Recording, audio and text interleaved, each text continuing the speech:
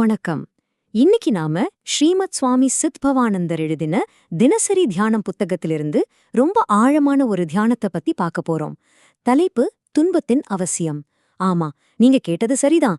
துன்பம் நம்ம எல்லாருமே வேண்டவே வேண்டான்னு நினைக்கிற ஒண்ணு. ஆனா அது உண்மையிலேயே அவசியமானதா? வாங்க இந்த சிந்தனைக்குள்ள கொஞ்சம் இறங்கி பார்க்கலாம். இது எவ்வளவு ஒரு உலக பொதுவான உண்மை இல்லையா?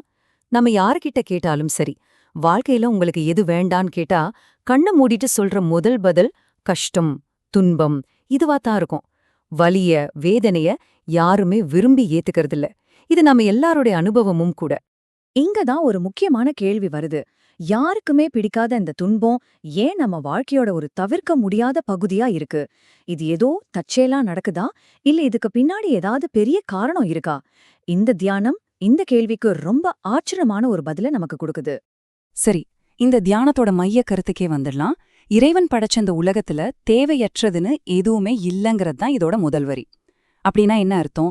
நம்ம சந்திக்கிற துன்பம் உட்பட நடக்கிற ஒவ்வொரு விஷயத்துக்கும் ஒரு நோக்கம் இருக்கு. அது ஒரு தப்பில்ல, அது ஒரு பெரிய வடிவமைப்போட ஒரு பகுதி. இப்ப பாருங்க, இது இன்னும் ஆழமா போகுது. தீமை, துயரம், துரதிர்ஷ்டம் இதெல்லாம் நாம ரொம்ப நெகட்டிவா பாக்குறோம். ஆனா இந்த சிந்தனை என்ன சொல்லுதுன்னா, இதெல்லாம் நம்மள தேடி வரவேண்டிய கருவிகளாம். எதுக்கு? தங்கம் எப்படி நெருப்புல போட்டாதான் சுத்தமாகுமோ அதே மாதிரி இந்த அனுபவங்கள் தான் நம்மள பக்குவப்படுத்துது, நம்மள செதுக்குது. ரொம்ப சுவாரஸ்யமான ஒரு கட்டம் இது. துன்பம் எப்படி நம்மள மாத்துதுன்னு ரெண்டு பாதைகளை இங்க விளக்குறாங்க. பாதை இதுதான். துன்பம் வரும்போது அதை நாம தாங்கிக்கிறோம், சகிச்சுக்கிறோம். அப்படி சகிச்சுக்கும்போது நமக்குள்ள உருவாகிறது தான் வலிமை. இது வெறும் உடம்புல வர பலம் இல்ல, எந்த சூழ்நிலையும் தாங்கிக்கக்கூடிய மனோபலம். சரி, அடுத்த பாதைக்கு போவோம். இது இன்னும் ஒரு படி மேல. இங்க நாம துன்பத்தை சும்மா சகிச்சுக்கிறது மட்டும் இல்ல, அத விசாரிக்கிறோம். ஏன் இந்த கஷ்டம் எனக்கு வந்துச்சு, இது மூலமா நான் என்ன கத்துக்கணும் அப்படின்னு ஆராய ஆரம்பிக்கும்போது நமக்கு கிடைக்கிற பரிசு வலிமை மட்டும் இல்ல, கூடவே விவேகம், அதாவது நல்லது கெட்டது பகுத்தறிகிற ஞானம். அப்போ இந்த ரெண்டு பாதைகள்லயும் பயணம் செஞ்சு வர்ற ஒரு மனிதர் எப்படி இருப்பாரு? அவர்தான் வலிவும் விவேகமும் உடையவர். அவங்க கிட்ட துன்பத்தை தாங்குற சக்தியும் இருக்கு, அத ஆராய்ந்து புரிஞ்சுக்கிற அறிவும் இருக்கு.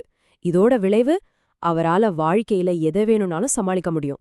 யோசிச்சு பாருங்களேன், இது எவ்வளவு சக்தி வாய்ந்த ஒரு நிலை.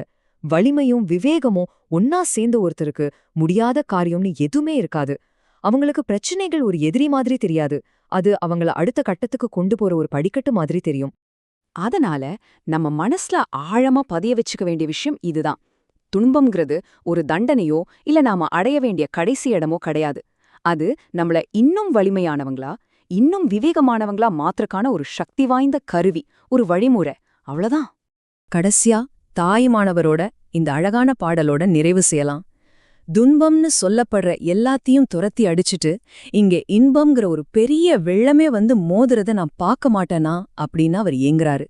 துன்பத்தை ஒரு கருவியா பயன்படுத்தி நாம முழுசா பக்குவப்பட்ட பிறகு மிஞ்சுறது அந்த பேரின்பம் மட்டும்தான் ஒரு பெரிய நம்பிக்கைய இந்த வரிகள் நமக்கு கொடுக்குது.